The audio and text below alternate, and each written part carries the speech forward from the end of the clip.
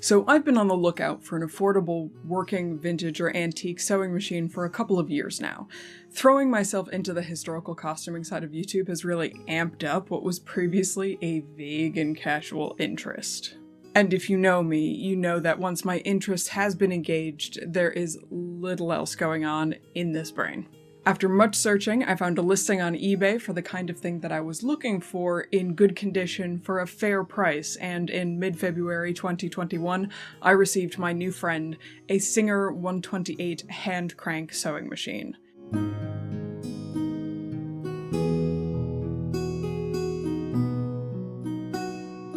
Per her serial number, she was manufactured in 1926 and arrived in mostly working order. I had to clean her up a bit and fix a small issue with the bobbin winder clutch, but she was stitching well as soon as I freed her from her plastic-wrapped cocoon.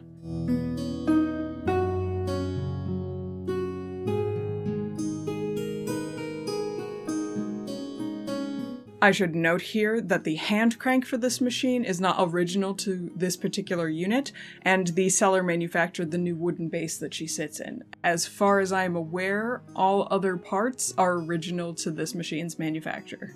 The first thing that I learned about this beauty is that she's a heavy girl, at least twice as heavy as my modern Singer machine or my inherited Janome. Within hours of setting this machine up, I started a quilted mat to put under the wooden base so that I wouldn't destroy my table when moving her around.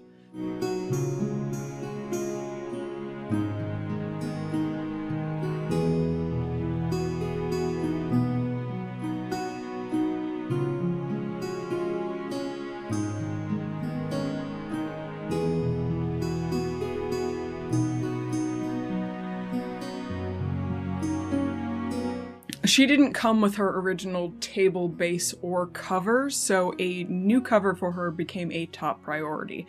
I don't know if it's this old house or the number of people and pets who have lived/are living here or some other combination of factors, but dust is a big thing. Constant.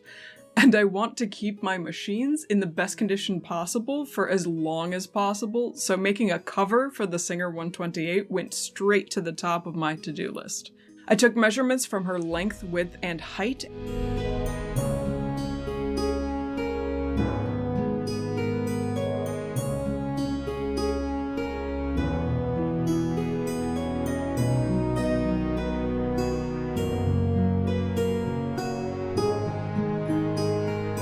And sketched out a sort of elongated dome shape on paper. The main body of the cover is a rectangle sewn with these dome shapes on either side. I decided to quilt this cover, as the layering of cotton fabric and batting would enable the cover to stand on its own and not settle in to get tangled in mechanical parts like the hand crank or the bobbin winder. Also, it just looks better when they do that. I first assembled the interior lining to make sure that the pattern I had drafted actually fit this machine. I used a brown floral quilting cotton for this. I have a ton of this fabric left over from a quilt project. I also had these old quilting practice squares lying around, waiting to be used for something, so I zigzagged them together with a modern machine and cut them into rectangles a little bigger than my pattern pieces. I cut and pinned my external red and gold cotton fabric to these quilted pieces,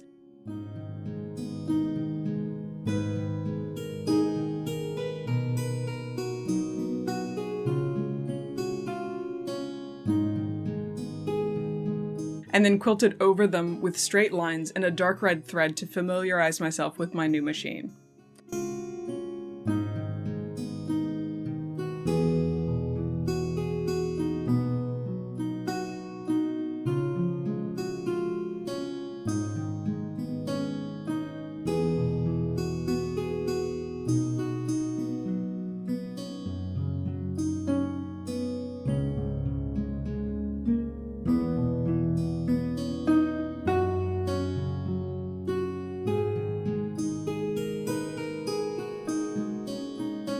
With the quilting finished, I cut out the pattern pieces and pinned them together.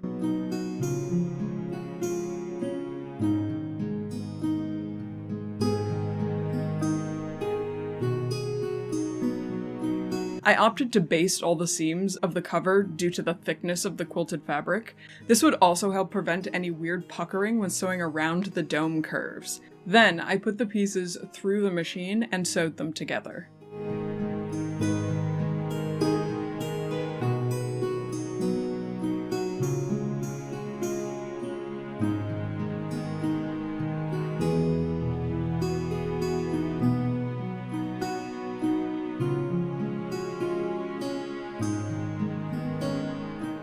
Because the fabric was so thick, I trimmed back the seam allowance to about 1/4 inch to reduce bulk.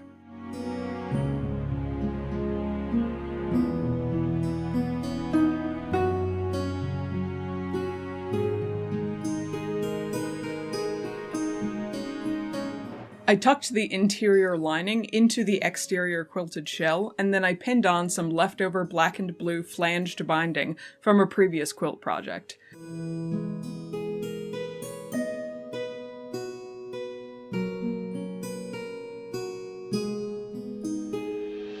I sewed these layers together by machine, turned under the binding so that only the black fabric was visible from the outside,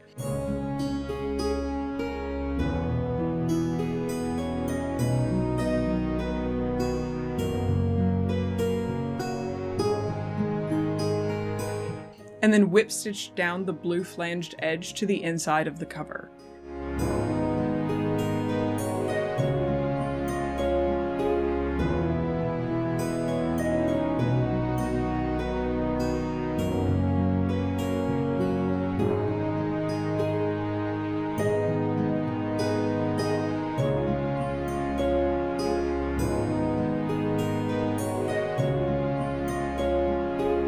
I liked this cover so much that I felt bad for my poor modern singer talent.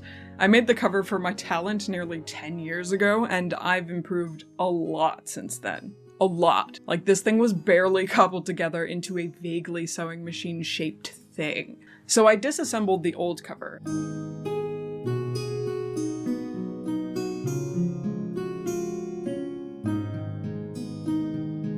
And reassembled it into a new interior lining, with some adjustments to the dome sides in order to fit the narrower machine.